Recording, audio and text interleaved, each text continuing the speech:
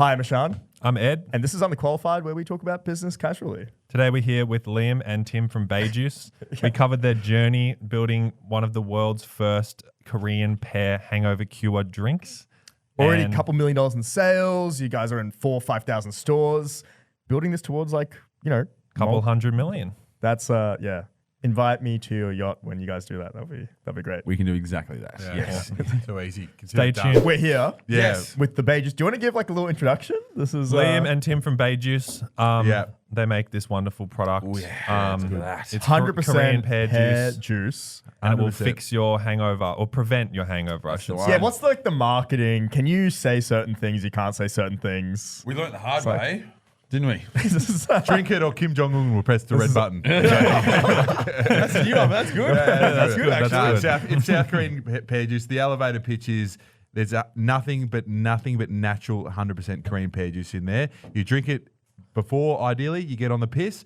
And essentially, there's an enzyme in there. We won't bore you with the science because no one cares about What's it called? science. 5TB. DHM. So that enzyme, Blah, blah, that enzyme is home only to the Korean pear, the Korean pear, and it speeds up your metabolism of alcohol. So it helps you detoxify the alcohol faster. And essentially, you're not going to drink that, and you're not going to be invincible. Yeah. You're still there's still going to be some effects the next Some morning, dust. but we guarantee, and my lawyers have told me to say this, we guarantee that you will feel much better having had that product after a night out than if you didn't have it. Essentially, Interesting. Yeah. And with the science, we had the science on the packaging, and everyone would be like, I don't get it.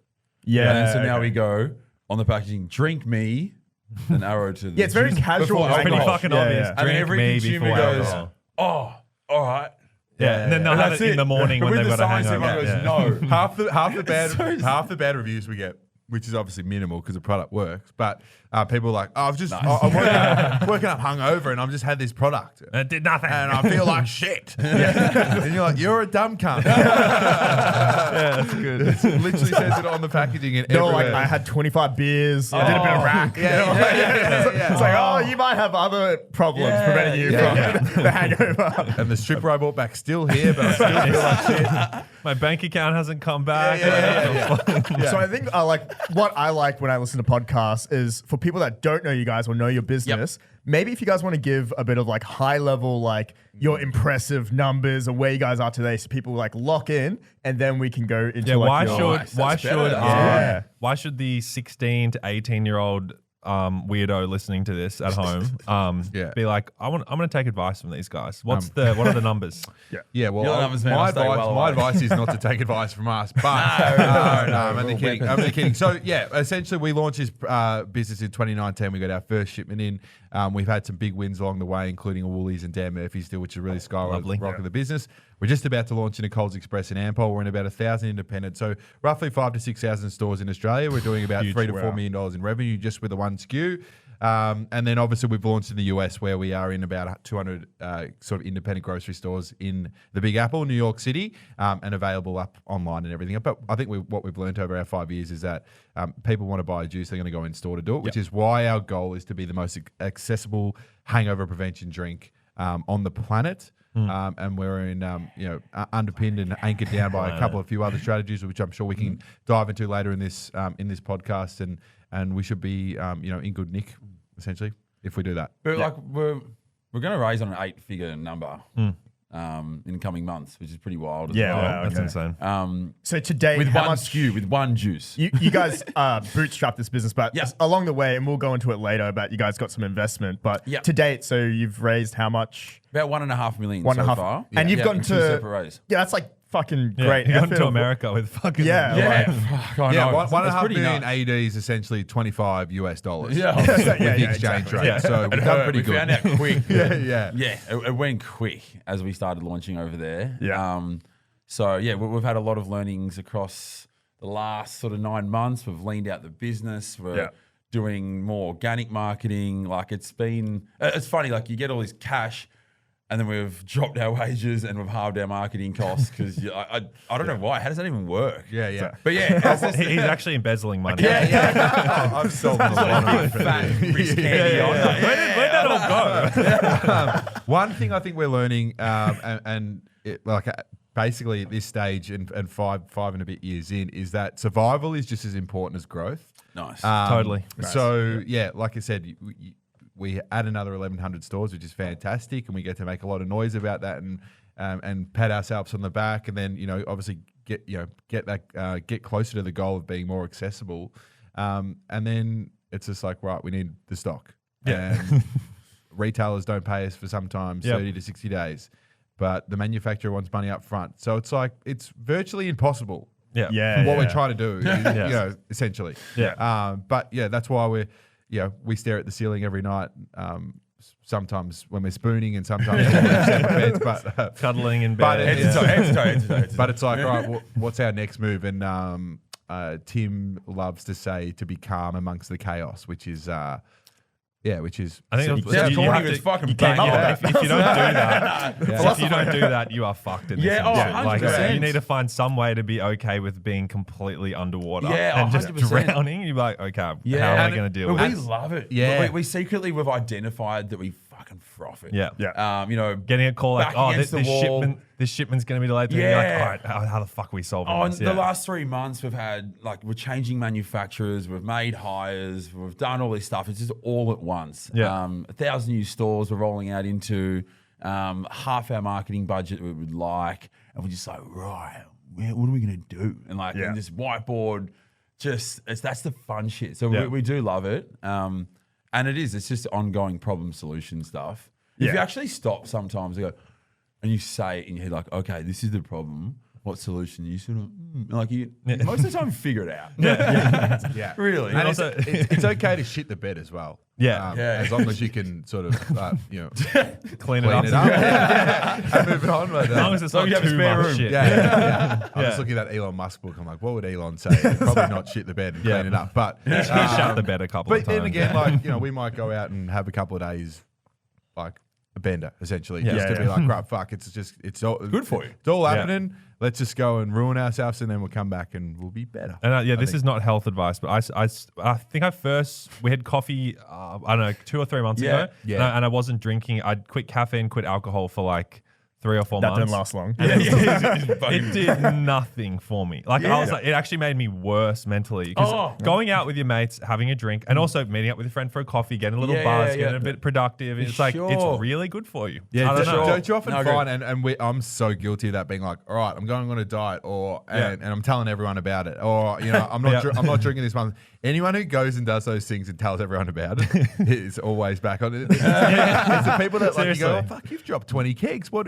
The last 6 months, and no one knows about it. No one knows about it. Or I've stopped drinking and no one knows about it. But it's like I'm not drinking. I'm just asking for someone to be like, come on. Yeah. There's two differences with a blowout though. There's a blowout and you wake up and you fucking sook, or there's a blowout and you're like, oh, right, you're back online. There's really some people just sook and complain about the world after it. Don't do it then.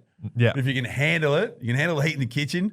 Go over your blowout and then just shape up the next morning. Sometimes I'll wake up the next time and be like, I feel good after that. Like I'm a bit dumb, but I feel good. Yeah. I'm sure a lot of people listening has been like, oh, if I got anything out of this podcast, you know what? Drink more. Blowouts. So I want to know, you make a hangover cure. Yeah. What has been your worst hangover during the Bae Juice era? Surely there's one that pops up. Or even before. We obviously haven't had any. But, exactly.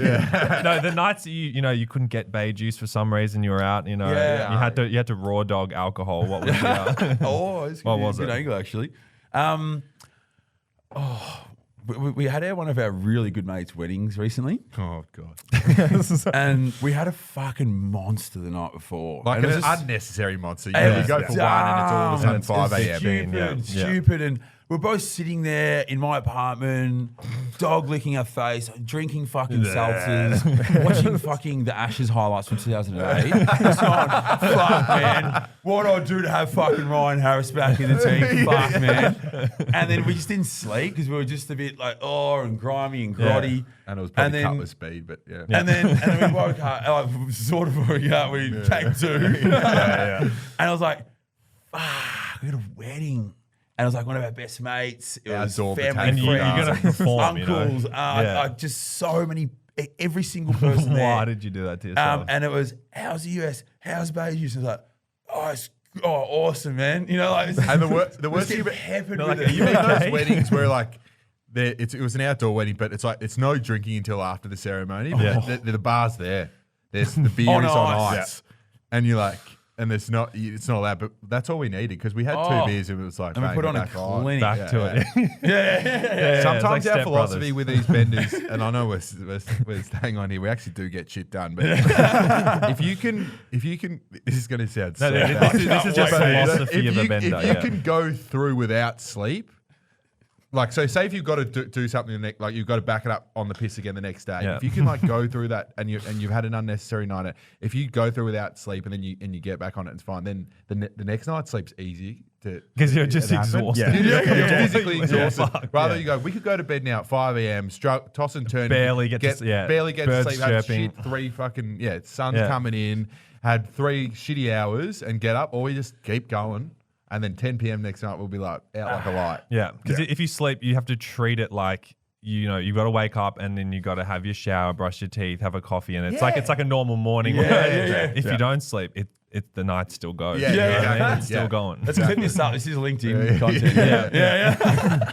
So talking about benders, Yeah. you guys are like the perfect co-founders for this business because you partake, right? yeah, and for sure. like I can see how you guys thought about this business because when I was in Japan and going on night outs and you'd go to 7-Eleven and they would get some preventative hangover for type sure. drink and I was like, oh, that was interesting. So maybe we can go back to the story of like, how did you guys come up with this? What Yeah, was the for story sure. there? Yeah. If it was something similar to that.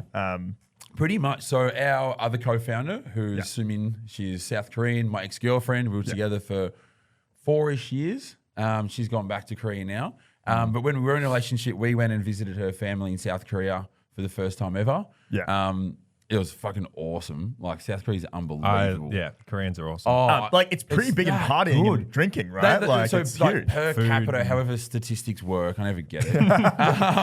They're the most drinking country in the world. Yeah, more so than awesome. Australians, which is like way worse. And I tell this story a lot, but there was a person lying on the street asleep in a suit, and I was like to Sumi, should we help him? She's like, no, and it's that's fine. how you met Liam. And Sumi's like, no, it's fine. He just drank too much. I'm like, but won't anyone like take his wallet or his watch? And she's like, why would anyone do that? Poke him with a stick, Yeah, teddy bag. Boys. And she's like, why would anyone do that? I'm like, I wasn't thinking of doing any of those things. But she's like, no, he's just fucking wasted. He'll come too. His missus is probably pissed off at him. Just leave him be. Yeah, oh, that's okay. awesome. So that's just how natural the drinking Yeah, it's there. culture's there. Yeah. And I went out every single night, soju, rice wine, makgeolli, like Yeah, just everything. Yeah, makgeolli, And that's the it's- fucking like You yogurt, drink it in a bowl, milky shit. which is yeah. And all of it just gives you a raging headache. Yeah. Like it's just like it's like really Soju is head- like poison. Yeah. Oh, it's just head thumping Yeah. fuckness. Yeah.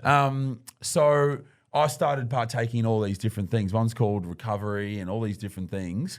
Feeling really good. And then a few nights I didn't have it. And Sumin's mum's from where we get our pears from now. So like this big pear ambassador. She loves it. Every morning she'll be cutting it, peeling it, and having pears everywhere.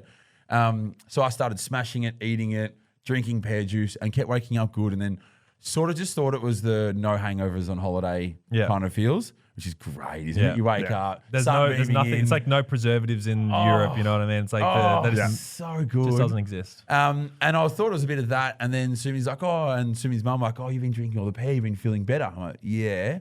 What do you mean? I was sort of the idiot to not know that pear juice helped your hangovers. Yeah. Yeah. So I was dumbfounded. I just researched the shit out of it, drank it, ate it, had it in soups, had it in cocktails. I learned that it's in all the kimchi that we eat to sort of sweeten because it's quite bitter, the fermentation. So they put pear juice in kimchi. They soak beef bulgogi in it, which is that really nice stringy sweet beef. They use it for fucking everything. So I was just obsessed. And it turned out all the research sort of verified that it did help your hangovers with the examples before about the metabolism of alcohol and all that sort of stuff. And we were sold. Came back, me and Liam were just hooked on it. We got samples. We tried to find it here. We couldn't. And then That's good. You know what I mean? Is it just the Korean Spider-Man, okay, baby. He's let's like, go. Sell me this pen. You know that? Some Spider-Man, with this bitch. pear. Is it only pear in Korea? Like is that Yeah, the it's the Korean pear. So it's big and yellow. Yeah, okay. Seriously, Something different there. We launched 5 years ago, and everyone still thinks it's green, and you can just buy it from the grocery Which is store. hilarious. Yeah, Remember that stupid Anyway, but that person who was That like, stupid person. Bloody who stupid was person. like, who was like, oh, life hack, you can actually buy pear juice like by the liter for like $4 at Woolies. And you're like, yeah, but that's just Doesn't have a Aussie chemical pears. I was on TikTok and I was actually really fucking pissed at the time and I took it really offensive. It was like, haha, good one. If you actually look into it, it doesn't even work. And she's like, wow, that is so unprofessional from a brand. Yeah, I'm like, delete. She goes, that is so unprofessional. I think one back on Koreans, like, and we've spoken about this before, Timmy. It's like, I think Aussies that we're seen as loose and we drink a lot of piss because, like you said, we do dumb shit. Like We behave terrible. We'll do burnouts and fall over. The guy lying on the street, we will poke with a stick. We will take his wallet and we might fart in his face. Yeah. Right? But, and draw something on it. Yeah. We'll draw a dick on his face. Yes. But because Wait, people do that again. actually drink, like Koreans drink a lot and act then sensibly, like act like a human being. Yeah. On it doesn't mean that they're not loose. They drink a lot of piss because they fucking They're are. nuts. They're Yeah. nuts. Good nuts. Yeah. I was going to drink dicks on This is so good. And we used to balance stuff with the bloke that Oh, falls asleep. geez, yeah. Like a book and like a vase and like a pen. Genius. Yeah. Which is Or you all feed them a bit of hilarious. vape. You can put the vape in their mouth when they're breathing in. That's a great one as well. That is good. We'll try that. That's good. Classic. We'll try that one. Yeah, classic. Gold. But yeah, that's sort of the backstory. We discovered it, Yeah. saw a gap in the market. We realized that our drinking culture was there. We, at the time, like 5 years ago, it was like pressed juices, like ginger. I remember that. On Turmeric. Chapel Street Press Juice, Turmeric. yeah. Wow, turmeric will Yeah, make yeah. you fucking live forever. Yeah. You know, so it was a really good time to launch. Nootropics. What was Yeah, what was so it was a good time bullshit to about launch that? a natural product. What was bullshit about that little phase is like, all right, I'm not disagreeing with the fact that those things are healthy for you, but Yeah. people are like, yum. You're like, that's a shot That of is fucking spicy ginger. Like, ginger. fuck yeah. No, my nasal was bloody. Yeah. It'll burn your face. Like medicine. Like, Yeah. But yeah, so like to bring back to a little bit of seriousness every now and then. But we saw a massive gap in the market. We knew that consumers would enjoy a natural, raw ingredient product that was scientifically backed. Yeah. And originally our branding was green, orange, and brown. And we're like, The best nature, colours. man. The best colours. We're like, nature, let's be natural. Yeah. And we went to this marketing agency who was pitching our business. He's like, what a shit brand. What is this Yeah. poo He goes, satchel? He goes, you guys are going to sponsor fucking festivals and Yeah. day parties and do crazy shit, and hot girls are going to post photos of your product. Yeah. Do That something never happened, pink, but man. yeah. Yeah, still waiting on that. They're like, make it pink. Yeah. Call it something nuts. And we were like, fuck, good point. And then we made it more, reflective of our personalities, a bit louder and crazier. And then we started doing our tone of voice and what are our company values? Yeah, all that shit. Yeah. Which we still don't have. But what we did very strategically, morals. flawless. That's what we say to marketing agents, and they love us for it. But essentially, we opened our whole tone of voice and our whole brand messaging and everything we did to be lawless. So then when it comes to 5 years later, which is now, we've got this giant bandwidth of doing anything on. We can collaborate with alcohol. We're going to try and collaborate with a giant dildo brand. That's awesome. Which would wow. be fucking fun. perfect orgasm. That's That's awesome. So, like, why Is that what not? they're called? exclusive. No, that's what the collab will hopefully be. But we're Perfect pitching it. orgasm. We haven't landed it yet, so I didn't say the brand. But like it's limitless. Is it a giant dildo, like huge dildos, or a large business that had dildo? Yeah. It's they've got a lot What's of the one options. you got again? But so that we found that was really important, and we set that up from day dot. Thanks to that meeting and everything sort of worked towards. So we have that creative freedom, and it's working. So that's For something. sure. And part of that is like, not, obviously we're projecting that on people who work may do certain things for us, but we're also, that's how we act as well. Like, Yeah, so for yeah, sure. we're yes men. We'll say yes to anything. But there's a tanning company that want to tan me and Tim before and do some Get content ready with us. me. Get ready Oh, with us. wow, They want okay. us And to like, get tan each other. yeah, That's so, awesome. So it's like, I'll get mitted up and yeah, touch your exactly. body. So yeah, 100%. How'd you guys come up with Bae Juice? Because I think a lot of people, when they start, so you saw this insight, you came back to Australia, you're like, okay, what was the name and branding and marketing first, and then let's actually go back to Korea and figure out how to make this into a reality. Yeah. How do we It squeeze took a minute. It took 1 minute to come up with the name. Yeah, We're so it's quick. lucky. But you know, people spend months and months and Yeah, months. yeah, We're exactly, so yeah. lucky. So Bae means pear in Korean. Easy. And we're sitting with Sumin going, how do you say pear in Korean? She goes, bear. And I'm like, Bae Juice. Has to work. She's like, why not? It's perfect. B-A-E. And I'm like, okay. And she's like, yeah, so we say bear, like Bae. And like, Yeah. oh, done. And that was Done. it. So it's lucky we asked her how to spell it. Otherwise, we'd be fucked for a while. Bae But Juice, that's that perfect. would And then there's the before anything else. It's Well, you which and we didn't. We Bae. actually, Yeah. let's be honest, we didn't know that. No, not at all. We were like No. Bae. I thought Bae was just like shortened word for like a Babe pet name, or but whatever, yeah. Babe or Yeah. whatever. I'm But just thinking Dre. Yeah, it's Day. very. Yeah. It's like 2016 Drake. Yeah. yeah. So before anyone Great else, friend of the show. before anything else, shout out to Drake. Great friend of the show. One of the sort of things that sort of just worked in our favor was I was working in this building that we had this outsourced marketing agency, and they were young people, tattoos, vegans. Yeah. But Dildos. Hand in hand, those two. My point is that they were like actually doing marketing brochures, IMs for relatively corporate, white collar, boring. Yeah, okay. So the idea was if we just give them a bone, there's no rules. This is the product. This is we don't really have any expectation what we want. This is the name. This is the product. Like we The thought. worst. Yeah, exactly. We thought they would love that to finally be able to work on something without being so picked apart in terms of what you can and can't say. And this was, after a couple of rounds of changes, that was the end result. Oh, wow. Yeah, okay. they smashed it. So the marketing and brand was done pretty quick. And then it was like, all right, let's go produce, manufacture this thing. Was what about that? Like, was that part of it a lot harder than the marketing and branding? And like, how did that none of it was unfold? really planned much. So we caught up with a couple of like sort of successful business owners, and we pitched them our idea. They loved it, and then they sort of said, how many are you going to order? I'm like, a couple of pallets, and we'll see how we go. And he's like, nah, it's all in or nothing. Get a 20-foot container, give it away. You never know what'll happen. And it was the best advice. We gave away 5,000-10,000 units straight away. I thought you meant 5, 10. Nah. Thousand. That was our key. That was our key. And that was our launch. your money you were effectively giving away as well, right? Yeah, spot on. We And we did that's it all pretty ballsy. paycheck to paycheck Ballsy. as well. So the website was $2,000, the brand $1,500, legalities and contracts $800, shareholders agreement, all those little things were just the three of ours paychecks collectively. We'd save up for each thing that we prioritize each month, which is a good thing for people listening to wanting to start their own business. We did it that way. Yeah. We didn't really have any other alternatives. We also wanted to control most of the business. We didn't want to sell half of it off on an idea with a fake forecast with a beautiful hockey stick. Every investor deck you Guilty get. of that. Sales projections. Yeah. Matthew Farmer's like, we're just gonna make no money. Give us a meal. But I look back and I love that we did that, and it made us value the business. We learned more. It was hard. Yeah. So, we were laughing before about loving that problem solution and loving, when we're really down and out trying to get out of that little rut.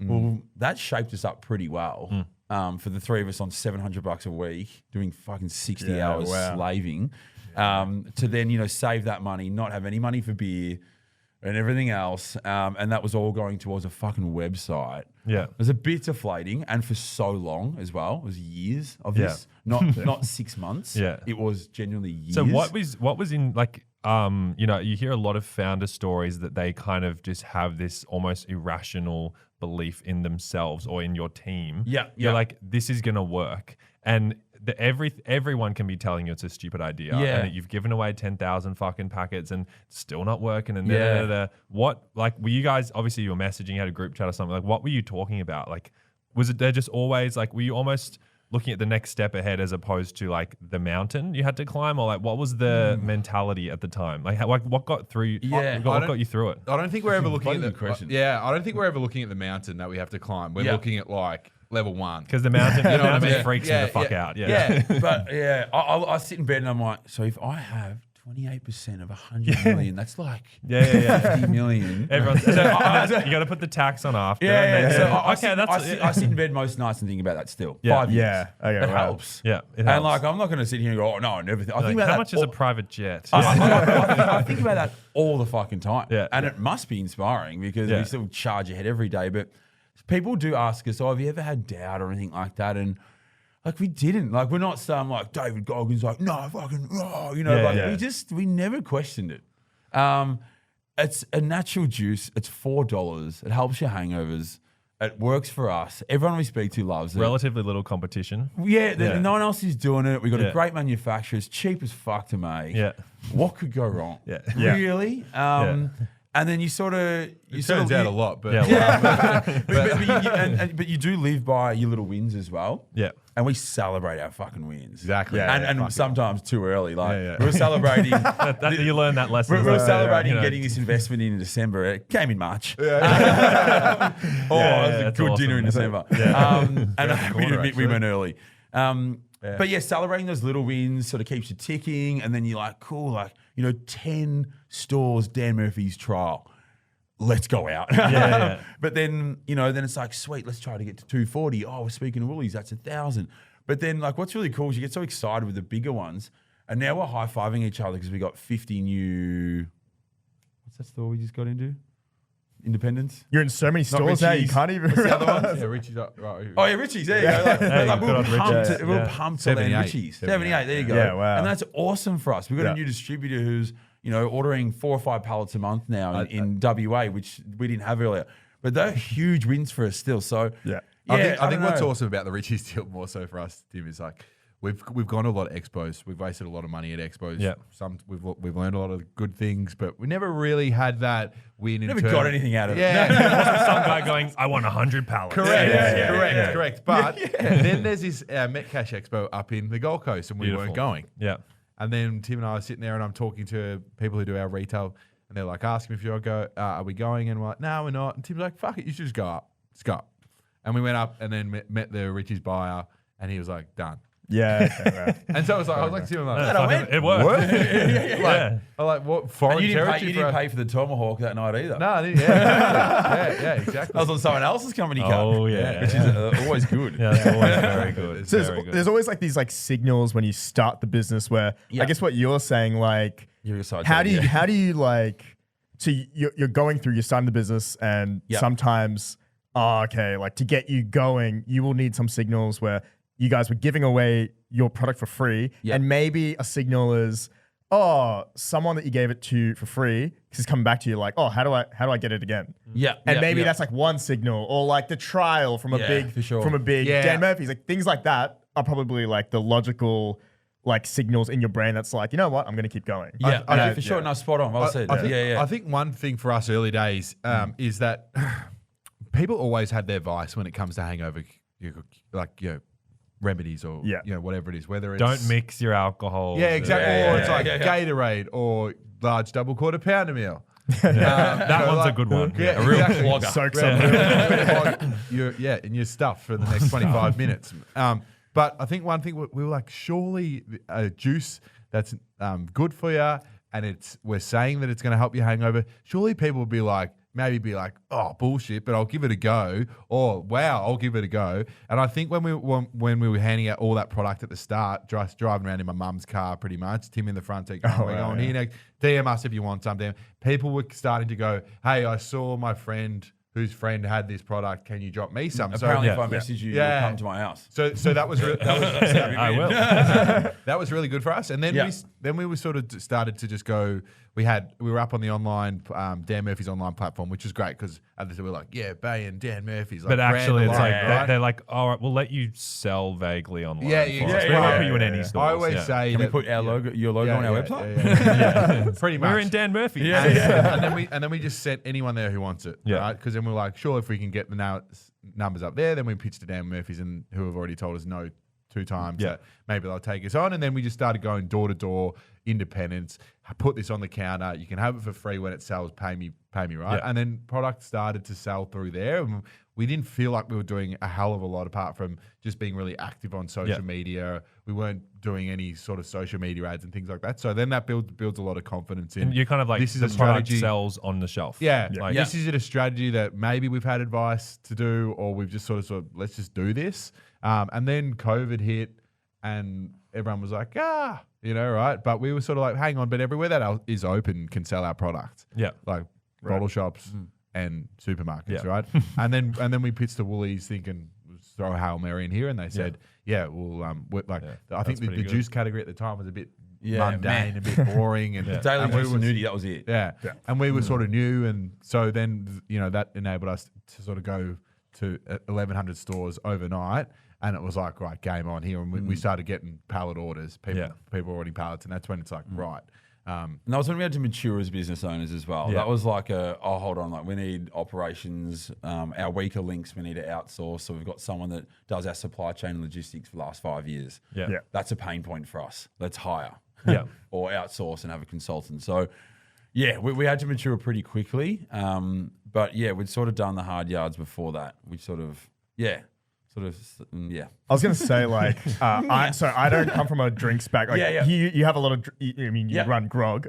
So this might be a stupid question, but when you start like you're selling a product that people are consuming, right? So do you have to like? What are the things that people might be listening, curious about? Like, what are the things legally that you have to do? Like information on your can or your packet or your pouch, whatever. Like, for sure. Were there things that, did you guys already know all that stuff? Or someone's like, do you have a barcode? And I'm like, oh, right. Like, it needs to all get that shit. scanned. there was some recycling. Like, you were talking about, remember that? Like, there's some like 10-cent There's thing a that. CDS thing, but you guys wouldn't do like, that, would you? No, dude. So So apparently toddlers can choke on this. Yeah. So, no, we didn't know. They're also drinking a lot of piss. It's a big yeah. market for the alcohol brands. Also, isn't that everything a baby drinks out of? Like, has that little thing? Yeah. That's But awesome. you've got to have choking hazard on there, just in case your 3-year-old can obviously read small print on the back and then understand. They go, I better not put that in my better mouth. not choke on this.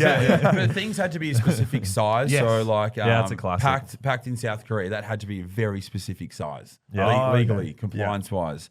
And we had to note the country of origin. Like, it's just, it's 100% Korean pear juice. What do you need to know about it? Yeah. Oh, you need to know the salts, fat, protein, energy, sugars, sodium. It's like, it's fucking pear juice. Yeah. And we had to get that tested in a lab to solidify it all.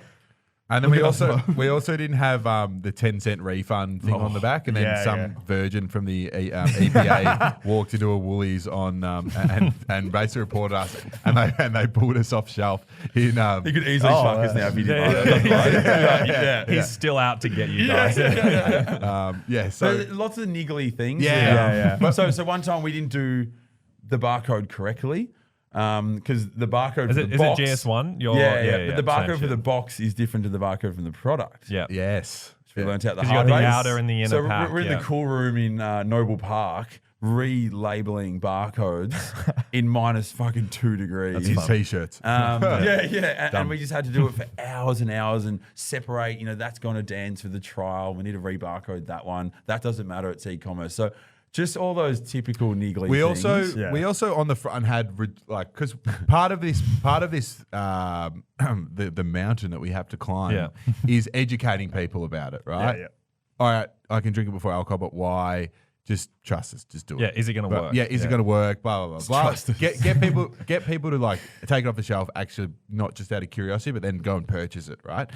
So we had in these little ticks here, we had reduce hangover symptoms. Yeah. Which we probably knew you couldn't do. Yeah. We knew. But we were like, what are they going to do? They're not going to shut the doors to the business. They're going to be like, hey, can you just change that? And that's what happened. But we'd already gone through about 100,000 units by then. So that's a class. Yeah, same. That was good. 1-0 to us. You're like, once we've gone through this packaging, we'll change it. Yeah. So then you get, I'm assuming you hire some lawyer or something to figure out exactly how, but you also want Food to take some compliance and stuff all like that that. shit. Junior barrister for $6,000 Do you have to an send hour. your product to like a regulator or like but it's pear juice, so I guess right? No, we still did though. Yeah, So we wanted to learn more. We wanted to claim like high in fiber and all this sort of stuff. Yeah, because pear really is got heaps of like health benefits because it's only 120 mils serving. There wasn't enough substance to make claims on it, which is annoying. But we did the testings, had food scientists look at it and all this sort of stuff to try and verify some stuff. But Said just yes a couple of times. That's why we're with the packaging. It's kind of like putting the dots out there and letting people, as well as being simple about drink me before alcohol. It's like drink me before alcohol. Why? Well, fucking duh. Like trust us. Look at us. Yeah. Like, And then the little infographic on the back, like Bae before alcohol signs equals. So we're kind of saying it helps your hangovers without saying with. Yeah. We And found a we legal can- loophole. And we can get other people to say it, like we were talking about before, with Yeah. sort of the alcohol loopholes. We can get other people to say, this is a hangover cure that helps your hangovers. And Like, we're not saying it. We can Yeah. pay people to do it, but we just can't say it. So there's little things like that as well. And because whenever anyone's mentioned Bae Juice, like everyone knows about it weird. Like even in the office, like for the podcast, we're like, I will order some, whatever. Yeah. And they're like, oh yeah, Bae Juice. Like everyone knows what it is. Not everyone buys it all the time. Correct. Mostly just because like, you know, you might be Friday works and then you just go straight to drinks and you're not really like Prepared. going past a Bae Juice store or something, whatever. But everyone knows about it. And Still then got lots of everyone work, says though, it's which a is good. hangover cure. Yeah, So that's, you know, yeah. We have. they're doing the dirty work for you. Yeah. And we did go, why don't we just do salad as a juice and stuff like that? And it's really healthy, it's tasty, it's good for you. Yeah.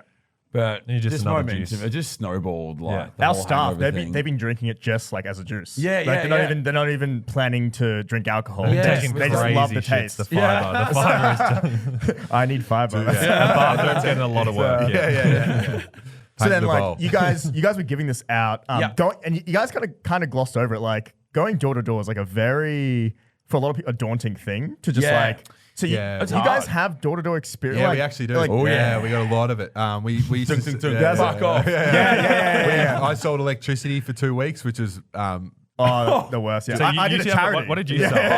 sell? He was I the did some like absolute hard worst. stencil thing. But then we moved into the Peter Mac Cancer Foundation. The rejection's a little easier there, and people are like, yeah. But sometimes you answer, they knock on the door. Peter Mac, what? Oh, Peter Mac, what can I do? Yeah. Get your credit card. Like, signing up to a monthly donation. Then we actually moved and started selling. This is a funny one. We used to do Oxfam. We were selling goats. So we sold a few goats and chickens and shit like. But Ricky Gervais has that thing where he's saying no one wins in that situation because you go, hey Ed, here's your Christmas present, and you're like, what is it? And you're like, I've bought a goat for you, but you're like, where's the goat? You're like, it's with an African family. So you're going, well, basically, I've got fuck all there. You know, right? The goat's been taken out of like fucking New Zealand somewhere where it's eating green grass. Dumped in a desert. That's what I was thinking about New Zealand. And, Dumped in a desert, and then the African family's going, not another mouth to feed. So no one wins in that situation. Yeah, that's good. Right? That's good. Like I don't think they were eating. Were they eating the goat? I don't know. I think the idea is you like because I was looking into it like we were heavily. selling. I got no idea. Because Just buy the goat, mate. my mate Just buy- does zero philanthropy. Actually, I think he does a little bit, but I think he does a little. But I was like, yeah, I want to get him something. You know, like let's do something good for the world. He doesn't need another fucking bottle of tequila or something. Yeah, you know what I yeah, mean? yeah. I'm like, and then I was looking. You can buy like it's almost like you're buying a like a passive income for them. So like a cow, a goat. Yes. They can like shave the sheep. You give them what, we get the milk or whatever, and then sell it at the That's market or weird, some though. shit. Yeah, you rock up, you're like, you weren't supposed to kill the goat. but all that really helped us. Yeah, no, a lot definitely. Were you guys knocking on like hundreds of doors a day? Hundreds of doors. And our And the boss at the sticks as time, well. Yeah. our boss at the time, Felix, said, "Look, you guys fucking suck, but just do it for So you 6 work together knocking on doors. Yeah, yeah. and you meant to Is go, that how you guys met? opposite ends. Knocking on heaven's door. Nah, we yeah. each other 20 years. We could have like separated and gone and like done our own. And actually been efficient. So yeah. Double the amount of Instead of doors. doing 200 doors, we did 100 together. Oh, now there's like, two creeps at my door. Yeah, Yeah, awesome. But like, I think that's why we're like good with money because we used to be like, well, if we get 3 sales, we'll attribute 2 to me, 1 to you, and then the next day if we got 3, it'll be 2 to him, 1. But if we got 4, then we're 2 each. No arguments on the way home. But it really prepared us really well. It So was he just said, like second nature. So he said if you do 6 months, it'll build your tolerance for rejection, but also like we started saying, you know, like the people down the road just signed up for 2 goats. You know, we started doing the Jones theory. We started doing fear of loss, the 5 key pillars of sales. Yeah. And Selling then- goats. Buy low, sell high. but you don't realize you're doing it. Sometimes I'd walk out of a meeting being like, oh, like we just literally were like, oh, well, Coles is doing this and blah blah blah is doing this. We're doing the same methodology as what we'd learned door knocking. It's kind of in you now. Yeah, 100%. And like we kind of take the next level of the sale as well. You don't just go, oh, damn, okay. Oh, like, you know, like we push that bit extra because you want the sale. Yeah. Not just sit there and go, oh, okay. Yeah. So we learned so much from that. And I don't think- the hardest bit with the door-to-door sales with Bae Juice was definitely the follow-up. Yeah. You can go in there, you get the product on, you give it on consignment, which was the key for us because it's a low cost for a 12-pack. So we're like, And there's cool. no risk for the store owner as well. You're like, just no have a crack. risk. And then here's our cards. Call us if you sell out. But the hardest bit was going back once you got 50 stores. You're like, oh, You got to go revisit and restock Every them all. fucking 3 Because- weeks. So with a full-time job, Yeah. and that was him doing it all. Because you don't have, you're not on a system where it's like, you're not on a system where it's like, oh, we're out of Bae Juice, I'll just reorder it, right? Yeah. And the business card you have given them has probably 9 times out of 10 gone straight in the bin. Oh, Yeah, it's just yeah, some 100%. like kid working. Yeah, exactly. thing. It's like, oh, cool, nice. I'm gonna fucking throw that away. Yeah. But I don't think like with door-to-door sales, it's something that with me and him, like just our personality matched as well. Like, yeah. you can't And it's just our be, story, so you it's can't easy, just be yeah. extremely introverted and go, I'm just going to go and knock on 100 random doors. Yeah, right? yeah. So put us in a room of 200 strangers and we'll be okay. Yeah. That's some people's worst nightmare. Yeah, for right. sure. So I think it sort of worked well, but then it was just and like I'm much better going and selling a pear juice that is mine rather than a goat. There's no one. It might even exist. That's one of the biggest things like we've talked about because like I guess the original philosophy for this podcast is like we're not quite where we want to be, but we feel like we're on the road there. And we're kind of interviewing people like that and who are always underqualified for the things that it's like you guys have never fucking sold pear juice and run a global logistics chain, all this kind of shit. Never done that before. Totally underqualified, but you did it. We're kind of like telling it's like, all right, you can do these things that people would say there's no way you can do that. And I think that's For sure, it's good. We got asked that recently, and Tim answered it brilliantly. It was like, well, what if this fails? And it's like, well, we'll be pretty fucking good at the next venture because we know how to get a container in.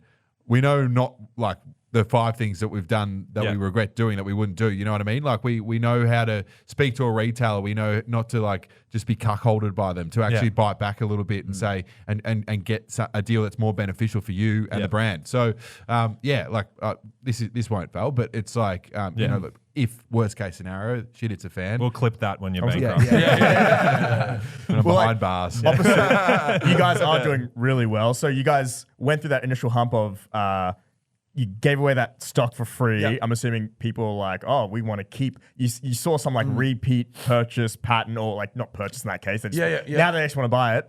You get into it. You do your slog where you guys mentioned before, like, oh, in one fell swoop, we got 78 stores through Richie's. Yeah. But I'm guessing the first 100 stores was like fucking brutal and maybe like how long, like a year or so? Like pretty much. Someone said something amazing to us, and like you don't want to admit this as a business owner, but you message someone going, hey, can you just help us get into 15 of these stores at once? What's the shortcut here? How the fuck do we just not? Like, can we just get 100? Can you give me an email to make this easier? And he replied saying, hey, mate, how many stores are you hitting a week? And I was like, oh, 5. Like, you know, like not many. And a success rate of like 5%. You know what I mean? So he's like, well, what are you doing? He goes, you and your mate should be hitting 50 stores a week. And in a month, you've hit 200 stores. Hopefully have 100. When you get to that stage, then I'll help you. But if you don't do the work, I won't help you. I'm not giving you the free get out of jail card here. And that really stuck with me. And I was like, fuck, that is awesome. And that really gave us some fire in the belly. And we went and smashed and got all those stores, got hungrier. And then it got to the point where we're doing really well. We landed Woolies. Like, we don't even need that guy's help now. But he ignited and gave us that spark. It's kind of, which I thought was awesome. You can give a man a fish, but, you know, teach him or whatever. Exactly. Whatever that fucking is. Give a man a Bae Juice. Give him a goat and you'll never have to not eat again. But like, and then the other thing as well is when we got the 1,000 stores, that could be daunting because we go, oh, wow, where the fuck do we get this stock from? We need to order stock. But what's great with landing a big retail, and we're in the midst of doing that in the US at the moment, is rather than directing people to go, oh, where can I find you? Oh, go to our website, click on find a store. And there's one 17 kilometers away. And you just have to catch 2 subways and then you can get it, right? Once you get a big retailer, anyone, and there were still people like, where can I get it? Where can I get it? Where can I get it? And it's like, just go to Woolies. Woolies. Because we're in every single one of them. And Woolies, I don't want to shit on independents, but Woolies and Coles do seem to have better kind of systems of when something's out of stock, they'll reorder. Oh, for sure. Whereas the indies, this thing can just be sitting empty on their checkout for a month and they won't reorder. Yeah, exactly. 100%. So that was a game changer for us marketing wise and sales wise and revenue wise. Because you know how many lost customers someone like tries to find, they're like, oh fuck, this store fund's not working.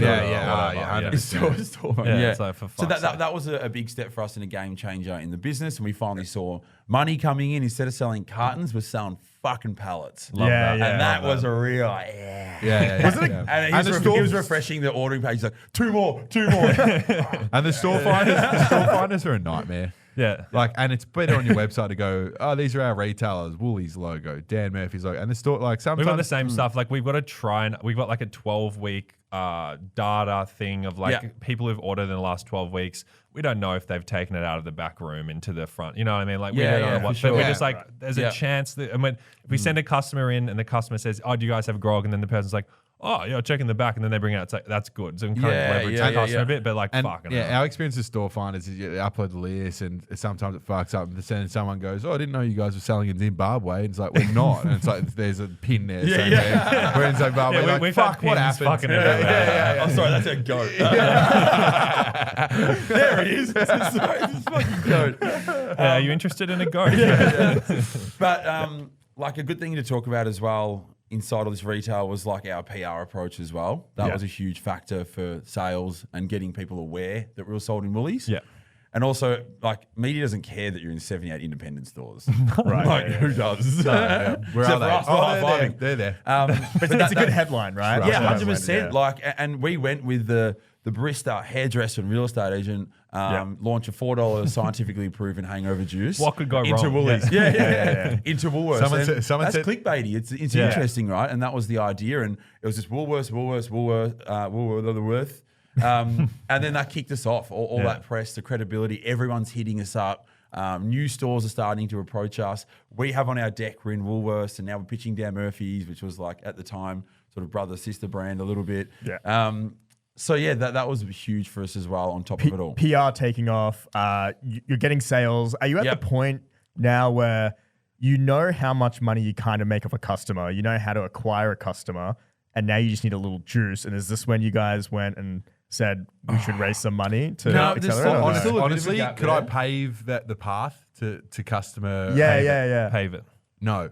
I honestly couldn't. We do, because that's the thing with retail, right? If you're going to put most of your eggs in the retail basket, which we do, It's just a black hole. you can't then go, oh, that person bought that product. You don't really know who You that don't know the person is. AOV You don't know and where all that, that- you don't know yeah. where it all comes from, right? Yeah. But you can make some accurate assumptions, I like to think, that where we go, we did this like 2 weeks ago and now sales are here. Yeah. Maybe. Just Yeah. maybe it was that, Maybe. right? Yeah. Which is the annoying thing, but I think there's things you can do. Like one big thing for us to grow sales in brand has been visual merchandising. We've got a team across the country that go in, they make sure product A is on the shelf. So like you said, you're not sitting on the counter with no stock.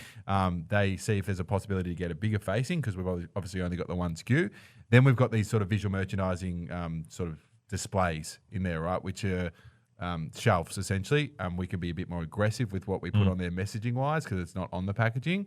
And then also Dan Murphy's, instead of ordering 1 or 2 boxes, has to order 5 or 6 to fill that stand, right? And it's a big fuck off, you know, like it's a billboard in store, right? Sure. So we spend a lot of time building awareness, go to Woolies, go to Dan's, blah, blah, blah.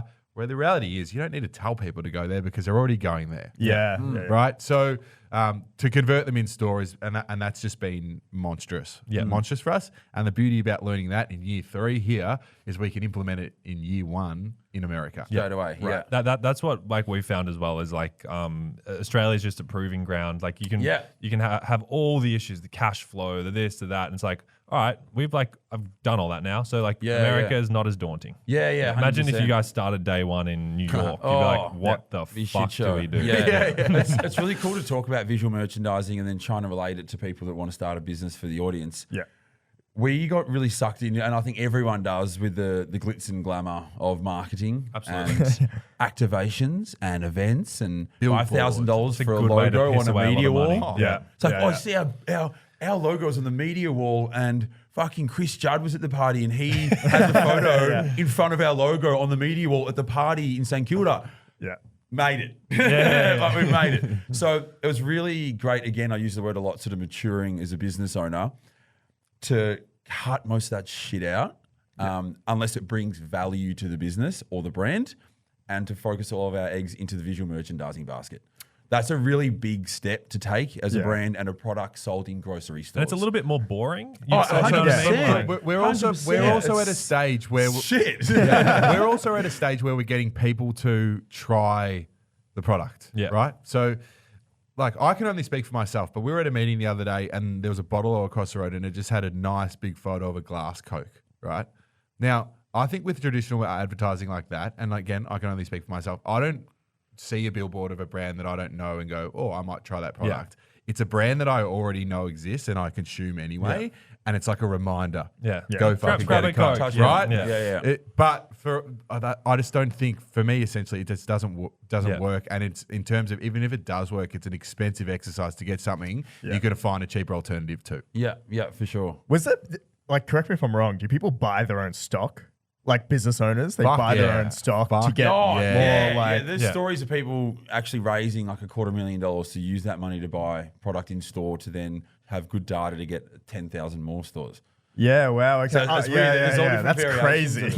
It's like, what a great, like, the capitalism, like, well done. You're buying your own product. You eat it all, or do you put it back and then repurpose it and sell it back to Woolworths? But is it so they get, like, better shelf space? Or like, because like, Woolies and shit. You're under the thumb of performing. Yeah. So if you don't perform, you're out.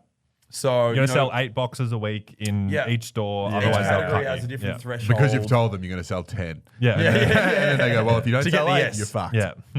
So there's a bit of that for sure. But people do. No, I was just going to say, like, this game of, like, people think about starting, starting like a brand in this day and age, and they think about what's the Instagram going to look like? What's the exactly. And it's like, wait, but if you're selling like a physical good in stores, you need to learn how to game that. And there's spot on. And there's like strategies like that where you raise $250,000 to buy your own product. It's so fucked. We still buy our stock a bit, and people we know, like, you know, like, I'm not saying we don't go, and this is where visual merchandising actually helped us because we've got more stock in store. But we only buy stock if we like got an event. We're like, fuck, we don't have any. Yeah, we got to actually go buy something, which is why it's good that we've got our visual merchandising team. We've got 12 boxes in as opposed to just going to get 2. We're not buying stock and just laying on a bed of Bae Juice. Like, we're buying it to use it. Just reselling it back to Woolies. No, we're not doing that. But selling it out of boot. Exactly. Like, your dad always goes in and buys all day, every day. My mum used to shop at Coles. Now she goes to Woolies. Which is clutch. That's awesome. So, you can go back to that Coles Express that you're about to get. 680 of them. There you go. Yeah, I listened to, there was a really interesting thing. I forgot what the quote was exactly, but it was like, not everything that counts can be counted, and then not everything that can be counted counts. So I think it's a really interesting thing, especially for you guys. Like, what does that mean? So it's like kind of, you can do like, cool, you can run digital advertising and you can count that and get an ROI and all this kind of stuff, right? But and even a billboard, you're like, oh, technically 1 million people saw it because that's what the agency told us. You know what I mean? Whereas like you guys, I feel like over your time building the business, you would have developed this kind of intuition for what the Bae Juice customer responds to. Yes. What is a good way of spending money, all that kind of stuff. And as you've gone along, like I've seen as well, like the Instagram strategy's changed. And you're like, okay, we've hit something here. Let's keep digging. Let's keep digging. All that kind of stuff. And you can't necessarily put a value on, all right, we just spent $5,000 on these Alibaba stands for Dan Murphy's. Yeah. But we know it's kind of working, and we're not sure how well it's working, whether it's positive ROI, but it is. Yeah, you know what I mean? Just sure. like you've like developed that intuition as you've gone along. 100%. And someone asked us the other day, what's your marketing strategy? I'm like, I'm not sure. We just adapt it every couple of months. Yeah. And they're like, what do you mean? Like, and I was like, well, we went from a founder story, then we were like, let's just pump New York as a flex in Australia, but also for our New York customers. And then now we're about to go back into skits again because we're not getting the views organically telling our journey. Fuck. Someone's like, just headbutt something and run over shit. Shut up. With a Lambo. We're literally going to go back to doing a lot more skits and a bit more longer formatted storytelling, product position stuff. It's unique. 100%. And then it just always adapts, like every single time. So we don't really have anything planned. But someone, a good friend of ours, Matt Gardner. Do you know Matt Gardner? Matt Gardner. Yeah, he's a legend. He used to be my boss. Oh, there you go. Yeah, so we always chat and just talk shop. And it would have been maybe 12 months or 18 months ago. He goes, hey guys, like how's it all going? I'm like, good. He goes, fuck man, your socials suck at the moment. Thanks, I was like, Matt. oh really? He goes, who's doing it? I'm like, oh, we're going to end-to-end agency. He goes, yeah, garbage. Like just dog shit, man. Yeah. He goes, you guys are fucking funny to be with. Like, he goes, I get excited / nervous when we go out. And he goes, like, how are you not bringing all of that energy? Because you pitch the product out sober and sideways. Why aren't you just doing that in some format online, organically, through social media? And we're like, oh, I don't know. Like, just someone else is doing it. It's fucking way easier. They just posted it. And then we did our first clip Looking back on it, it's not funny at all. That first one. Which one was that? The one where we were like both of us are carrying one unit as if it was heavy. Yeah. It was funny at the time. Had to be there. But that kicked us off, and he goes, yes, more of this, more product positions, so it actually makes sense with alcohol and partying. Yeah. Good job. I'm like, oh, cool, thanks. And everyone loves a pat on the back. And then we had our pink boiler suits. We started running around. And we started going, let's collaborate with other brands to utilize their audience and all that sort of stuff. So it was amazing that we had that moment of realization and like that spark to go, hold on a second. We're not representing our brand very well organically on social media. We need to change everything. We need to be fun, cheeky, and ourselves. Were you almost Game like changer. It changed everything. Were you like, oh, we need to be like the other brands that have this clean Instagram feed, A little bit. and then actually like, hang on a second, let's do our own thing. Let's put a bit of Tim and Liam into Definitely. this. Yeah. And like Marketing Agency 101, like they have a nice little grid. They post it on the first day of every month, charge you $7,500. And they'll put like and half it's just post the word automatically. on one post, and they'll split them off so it's this big Yeah, image. yeah, It's like yeah. no one is engaged. All it does, No. it annoys the fuck out of people. Yeah. But it was a really good moment, and something to probably pick apart from this was the game changer. Yeah. But we've learned in the last couple of weeks about some things that we thought were going to work that didn't. We always love talking about Dylan, who's got Drink Cools, the pineapple Love vodka Dylan, brand. yep. Yeah. We love him. We love the product. And what he's doing through social media is part one of He's killing it. 23-year-old bootstrapping his product, right? Yeah. And I watch every second of it. Same. Not just because I'm just connected with him personally, but you just want to know more. So we, admittingly, were like, let's do a bit more of that stuff. Yeah, totally. Like working in public type thing. Is that what they call Sorry? it? Yeah, like working in public. He's like, today I'm delivering orders, and today I'm getting new samples, and my Yeah, I'm friend's trying 23, this. bootstrapping an alcohol brand. Come on our journey with me.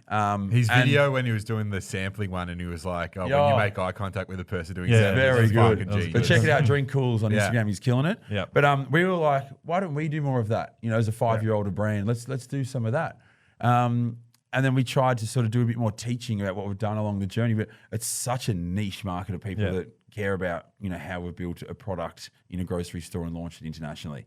Very niche. That's not mass market. Yeah. So we tried that and it didn't work. Yeah. So now we're going back to the funny shit. You know what I mean? So we're doing dumb shit on camera. but it's just trial and error. And I spoke to a young person wanting to start a business recently. He was asking some advice, and I asked him what one of his strategies was, and he goes, I'm just going to try a couple of things and see which one works and double down. And I'm like, fuck yes. Like, it's that pretty simple. much all we can do. It's that simple. So it was really refreshing to hear some other people say that, that are about to launch their own thing, because we're 5 years in still doing that. Yeah. We had a call with a new team member in America, and she's like, just got to throw spaghetti at the wall. It's like, yeah. We say shit, but Yeah, you throw that spag bowl. Which I liked it, but like that was a really good thing to sort of take from, I think. Yeah. And then what about like going back to when did you guys decide you need to raise money? Because I think a lot of people are always interested in like, first of all, incredible that you guys bootstrapped it to get to where you were. That is like a very grind. rare, especially like, for sure. I don't know, in this day and age of D2C, people like raise money before even like launching, and then I don't know how that works, but yeah, they mislead and convince. Yeah, for sure. They do the like line of that, and somehow when interest rates are low, it's and then so like. Yeah. Yeah, you guys bootstrapped it, and then like, when did you guys have done 2 rounds of funding? Yes. Yeah. Can you run us through both of them? September 2022. Yeah. Yeah, I think so. Is it? Yeah. But essentially, 18 months ago, really. Yeah. My cousin was working over in the US, living there for 10 years in the finance space. I was just like, we got to a stage where he thought, oh, my cousin doesn't just have this like cute little startup. It's actually like looking like it's going quite well. Yeah. So we just jumped on a call. We started talking through a few things, and then he was sort of just started talking about, have you ever thought about coming to America? And it's like, well, of course, but like now, and so then I think, we jumped on a few calls with him and a couple of his mates over there, and it sort of all snowballed into sort of having someone there that could basically GM stuff for us who'd worked for other sort of small startup brands. And obviously to do that, we needed to invest a bit of money in, getting sort of US, payroll, we say US ready, all that kind of stuff. Keepers. Oh my God, all the but shit just in the like US. FDA approvals, legalities, all that. It's just a different Yeah. world. Like in the US, we were thinking, you know what? it seems a bit lawless from what we see on the tally. Like maybe they won't give a shit about what we say on the product, right? It's, a hangover is a disease. Is a disease in America. Oh, it's like it's classified as one. Yes, I've got a chronic one. Yeah. We spent 30 days there, and we were diseased the entire time. But you know what I mean. So it's like, so I'm not coming to work. I've got a disease. So it's a lot more strict. So good actually. So getting the US entity set up and jumping through all the legal hoops that you need to for that country was part of the reason we raised money. And stock. So the first one we did was 18 months ago, $500,000. Yeah. We decided that we were going to do our raise. We built a nice deck. We had our data room with all our financials. And we pretty much had one meeting with the family office that was interested in investing in sort of our stage of business. Yeah. We jump on the call. The guy, Damien, who was like the head honcho, goes, "Oh, O'Sullivan. Do you know Tim and Peter and stuff?" I'm like, "Peter's my dad." He goes, "Oh, I used to drink with him when I was like 16 in Bowen Heads." I'm like, "Fuck yes." Oh, wow. Great. How's your uncle? "Oh, buddy Dan's going to come down. Get your checkbook out. And we got it for 10 goats. We got it. Yeah. So that was a really good start. And like, fantastic. All of our raises and stuff, do come back down to a lot of relationship sort of things as well, which we can touch on. But we told him, we told him, like it was an easy pitch. We told him about how well we're going, our journey, our founder story, which is the key factor. And I know everyone goes, we're investing in you, like not the product. Like it's the same shit, but it's fucking true. And they're seeing on LinkedIn us, handing out products, in fucking parks, and the business is doing millions. They knew that you guys had that dog in you, 100%. And that was a telling factor, and we can talk about Lance East and Horse and that later, because that was a really big factor for him, almost the game changer. But we got that money in. He was super keen. We told him about MPD. We told him about our beautiful relationships in South Korea, and we sold him on the future, right? But my favorite part about all of this is, we raised that $500,000, and then 12 months later, we're like, "Hey, we're going to raise again. Here's where we're at." They looked at all the numbers and they go, "Oh, you're finally sold in stores in the US, like you said you would. Yeah. You've landed new petrol and convenience accounts. You did say you were going to do that. Your sales have actually forecasted where you said they were through Woolworths. We would like to invest again." That is the fucking clutch factor. The follow-on, like that is it. They saw you guys had a plan. You executed on that plan. Yeah, and then for us, that gives us so much confidence that we aren't just running around handing out a juice. We aren't just fucking around. And that was really reassuring for us that, we're good business owners. Because you go out on a limb to say we're going to do this, and lots of brands would way evaluate their fucking business, and then have the stress of not arriving there. Yeah. So I'm glad.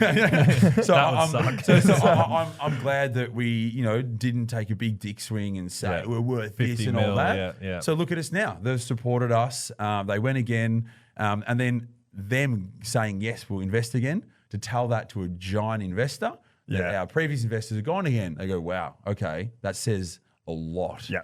And not only that, then we've got our supply chain visual merchandiser and a lawyer who's been a part of our business for 5 years go, "We all want to put in as well because we've been following this for 5 years. We want in."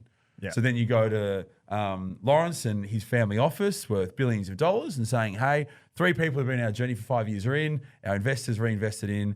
He goes, "Sweet, we love the product. We drink it like how many goats do you want?" Yeah. He's like, "I'll take a billion goats." So the Lawrence Escalante, that is for people that don't know, he is a Perth billionaire. Yeah. He founded VGW. It's one of the top 10 most profitable private companies in the entire country. Yeah. And so people can go on his Instagram. You can just his Instagram stories are like awesome. Some kind of Don't movie. do it now in the middle of winter. Yeah. Feel depressed. But it was amazing.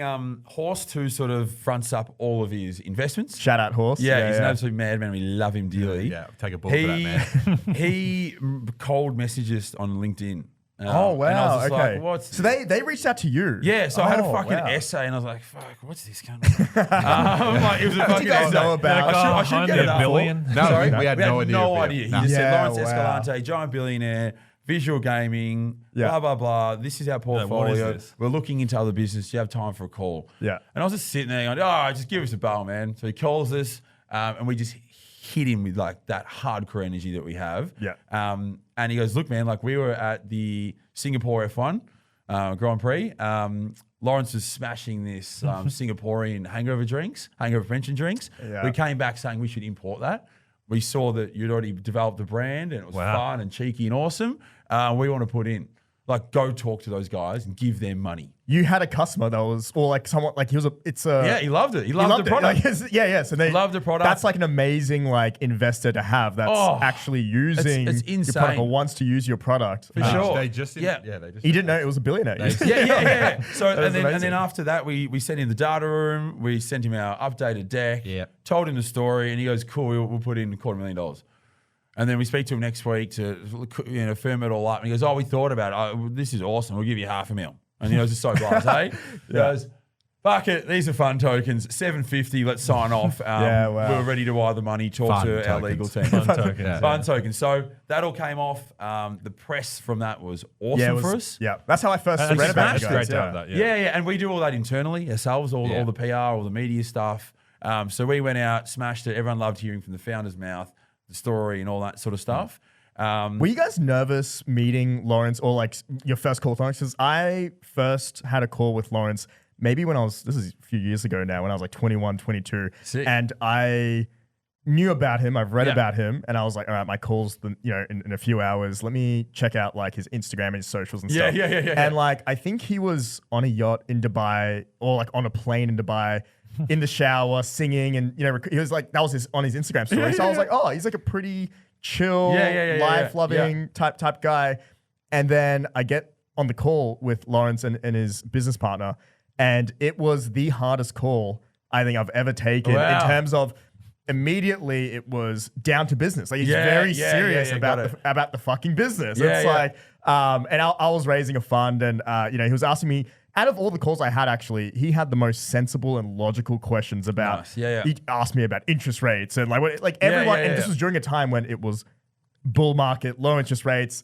Don't ask questions, just put money in. Where he was way more switched on. Obviously, that's how he got to where he was. But it was just like I was so taken back because I'm like, half an hour ago you were singing Katy Perry in the shower. And now you're like, That's very wild. serious. But were you guys? Not with them. Well, for the business side of things, we sort of more dealt with his due diligence team. With Horse and those guys, And because they're building out their portfolio in more of like a product space, not so much the gaming space. Yeah. So I think that was just sort of a little side arm of their family office a little bit. So it's pretty cruisy. The first time, I'm going to sound like a fuckwit saying this, but the first time we met Lawrence was on one of his yachts. It was fun. And it was insane, right? It's man, it was crazy. Ridiculous. And he's so down to earth. We had lunch with him a couple of hours, and he was just easy to hang out with. I think if He you're just a loves the billionaire, product. you have every right to be a fuckwit. Because people are just kissing your ass by the whole friends. time. It's like professional athletes. They get to a stage and be like, he's so arrogant. It's like, because he's been told that he's God's gift from the age of 12. Right?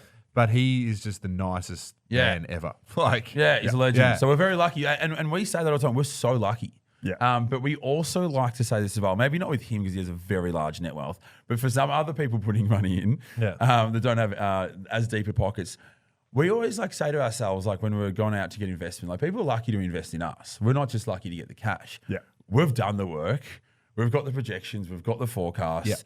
We're hands-on. This is our life. This is everything to us.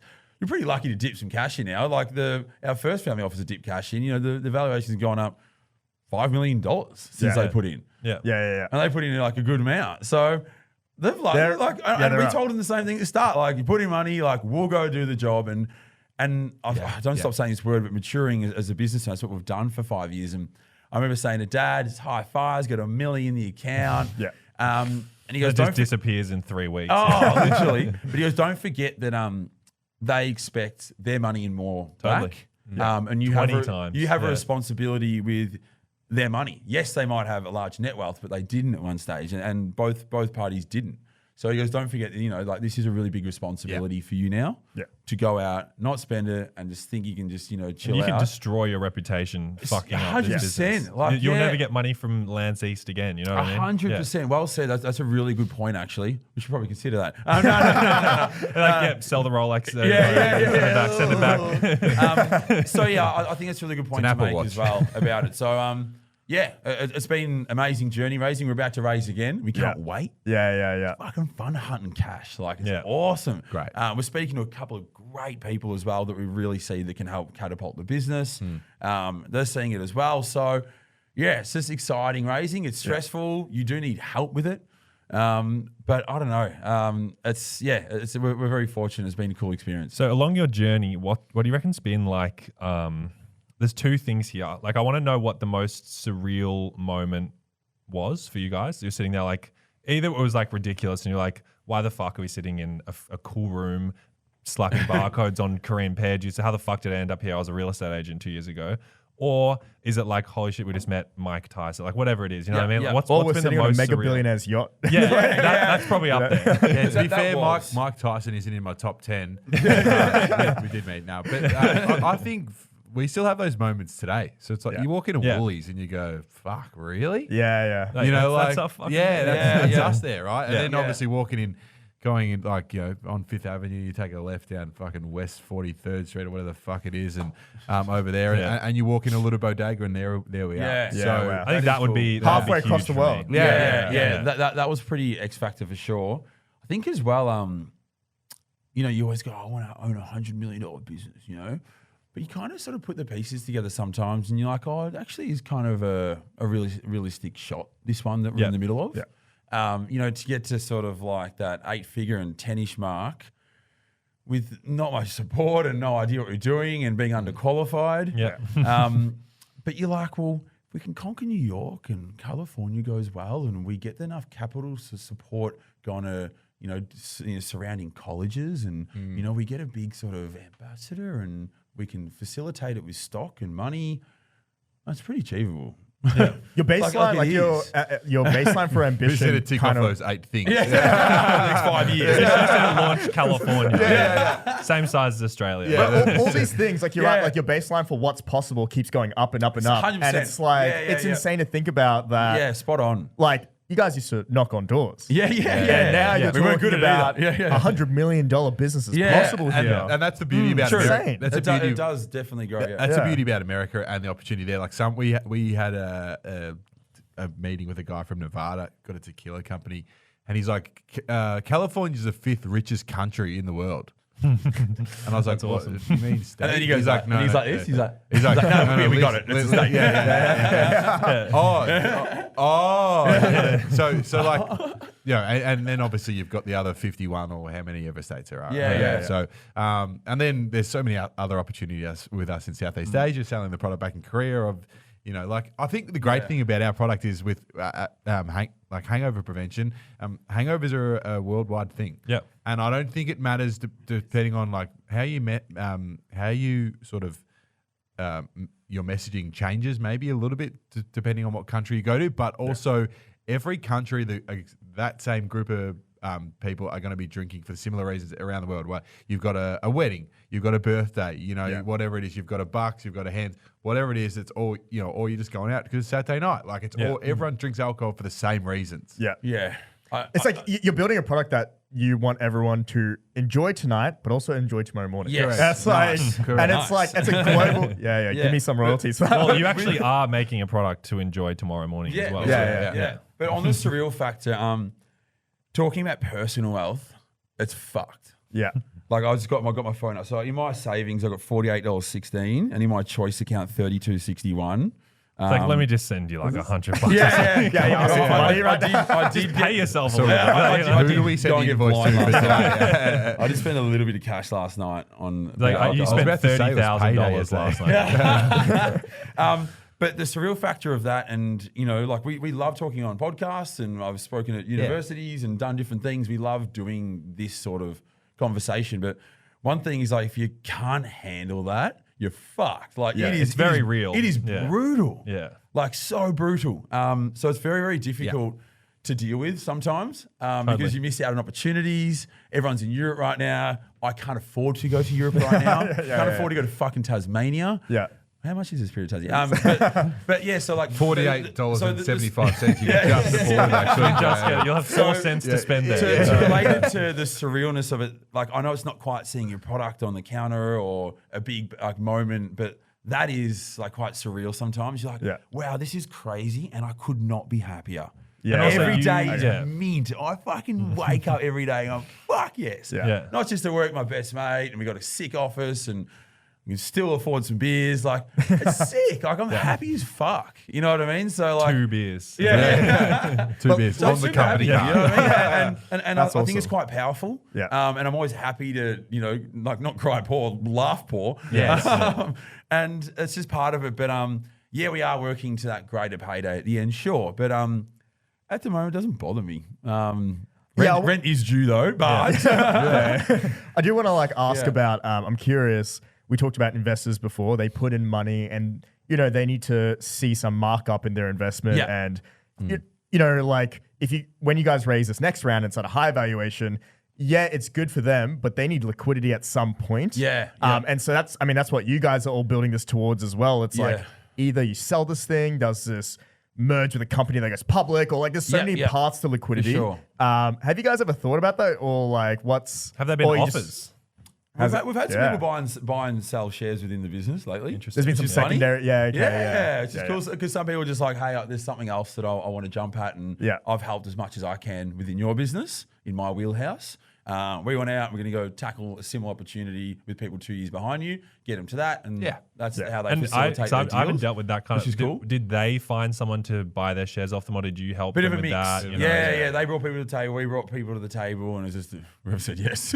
First. But is there a buyer in mind? Do you guys have, I could see us in 2 years. We spoke to Suntory, head of mergers and acquisitions recently. Everyone always, all these people we have on that has a drink, Lion, they always talk about Suntory. There's got to be someone. I think what Tim said could possibly work out for us in terms of you've got Lawrence loving a similar product to ours, coming back saying let's almost import it ourselves, then finding us and going, oh, these guys are already there. So the idea for us then is to find a company that like an Asahi, let's just use them as an example because they fucking own alcohol distribution here anyway. This is a market that's growing. Let's do our own. Oh, actually, there's already one brand that's already got so much brand equity. It's going to cost us 10 mil to do all this shit. It might not work. But we've actually also looked at all the portfolios that all these giant conglomerates have, and no one's got a hangover prevention natural drink. No. They might own some format of something, but no one's got a natural hangover. But I don't feel like any of the other ones have had it cut through. They've almost got a medicine-y feel. Yeah, exactly. It's not that's our go-to, and we diss them frequently. Definitely. We definitely think about that, and we've looked into it and seen who would be best suited. So we do think about that. It's you guys just need to focus on growing the business, making sure it looks as sexy as possible for when for sure the time comes where someone in the board seats of Asahi or Suntory or whatever the fuck, they're it's time to buy something. For sure. Bae Juice. And they'd be able to take you kind of global as well. Exactly. Maybe they buy half and then put you in fucking Japan and Korea and fucking nice. wherever else.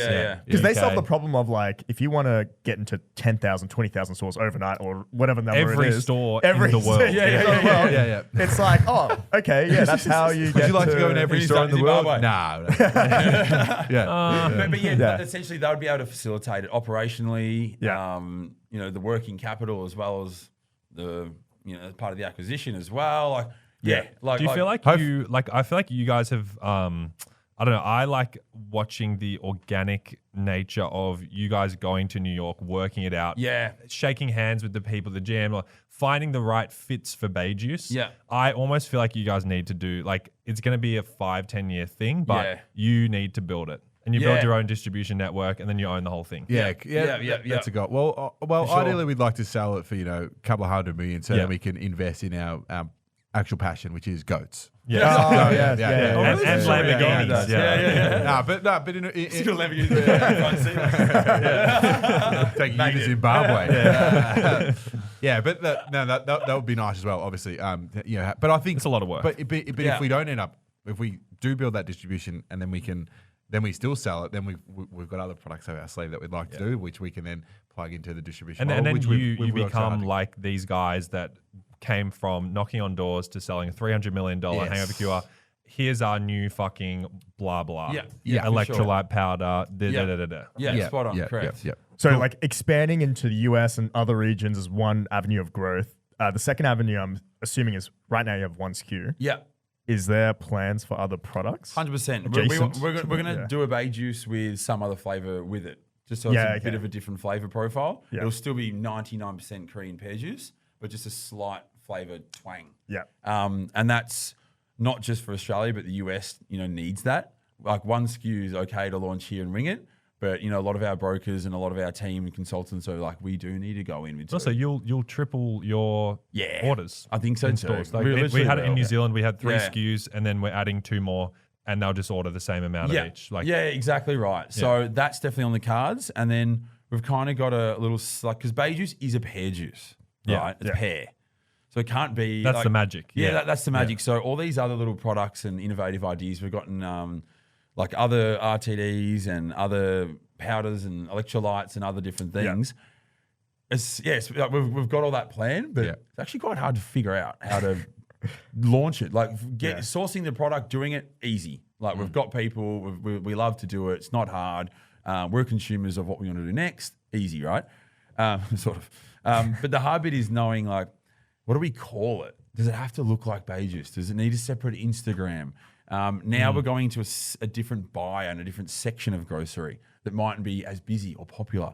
Yeah. So there's actually like, we're like, yeah, sweet. So we've got samples and a finished product. And now like, oh, fuck. Like, where do we put it in store? Like there's so... Because they're not going to be next to each other. No, not at all. And then, e-commerce isn't huge for us. We don't really care about it much. We're like, we'll launch it through e-commerce. We're like, oh, but we don't care about e-commerce with Bae Juice. So then how are we going to bundle it up and, add that expense and now do all the ads and pay for new content? Yeah. So it's quite tricky. We've had a finished product for a while now. Yeah. And then now we need capital, but we're like, oh, let's focus on the US with our capital. Oh, wait, now we've got 1,100 new stores. We need more product. So then all the capital's gone there. So we're like, we've got a great, ready to go electrolyte sachet called Party Powder, ready to go. Yeah. And we love the name. We reckon it's killer. Buyers didn't mind it, which was good. We were a bit scared about that. But yeah, so much goes into it all. So we're still figuring it out. But yeah, we're going to start launching stuff. So I reckon pretty the soon. next business for us to all start together is we go to South America, we find a certain powder there, Yes. and we call it party powder. Yes. And you have it while you party. And Got it. Keeps you alert. Yeah. That's Gets you confident. Yeah. Big markets. Big market for that one. Yeah. Big margins. Not- I've heard. Good margins. Heard Good, good fucking good margins. Yeah. Fucking Do we good send that to the margins. regulator to test? Yeah, they'll love it. Hey, that stuff was really good. Where'd you get it from? People will line up for that, won't they? No, I will. Look, we've talked about quite a bunch today. Yeah, I need a piss as well. Yeah. That's a classic. I really appreciate you guys coming on. Fucking awesome story. Yeah, no, thanks and, so much for having us. we legitimately love your product. We're gonna keep. I'm gonna make sure Lincoln. Can we keep Subscription. subscription Lincoln, every you're month? We need to keep buying Bae Juice. I bought it because the boss wanted it, not because of this. The Yeah. boss wanted it. Yeah, there you go. You're a smart man. So There you go. yeah, we Listen to love the the boss, product not us. story. You guys will fucking kill it, and it'll be so cool to see one day if you guys end up selling this for hundreds of millions of dollars, and then you guys together with Lawrence can party on his yacht, and maybe you guys will have your own yacht. I mean, that's quite a lot of money. Back on the company car before we sell. yeah. Part of our but- So our Yeah. plan with this podcast is we will check in with guests, whatever, 6 months down the line, a year Yeah, down see- the line. What do you guys want to have done? Do you want to be in listen California? Back. Talk to yourselves right now on Nice. what you think you will Yeah, do and, in that time and we frame. can kind of see the I reckon difference. in 6 months' time, we're going to have a national. We want an actual national retailer in Walmart the or US. something. So you think like in terms Something a of bit smaller because but you can do it sort of state Target by or state. Kroger's? No, but Is a that lot of like people the are vibe? suggesting Whole a Foods. lot of people Bevmos? suggesting we don't go to Target and Walmart and stuff just with our product. Bevmos are good. Yes. Yeah. So we want to land like a Bevmo. We want to maybe just do Whole Foods in one state rather than sort of overshoot. So major retailer for sure in the US. definitely. Maybe get on a better wage in 6 months. Yeah. yeah. Double the salary, not double freak- the so country. not freak people out, but we should be on a better wage because it's actually not good for the business to be on a really low wage. Yeah. We've just had to ebb and flow a little bit just of late.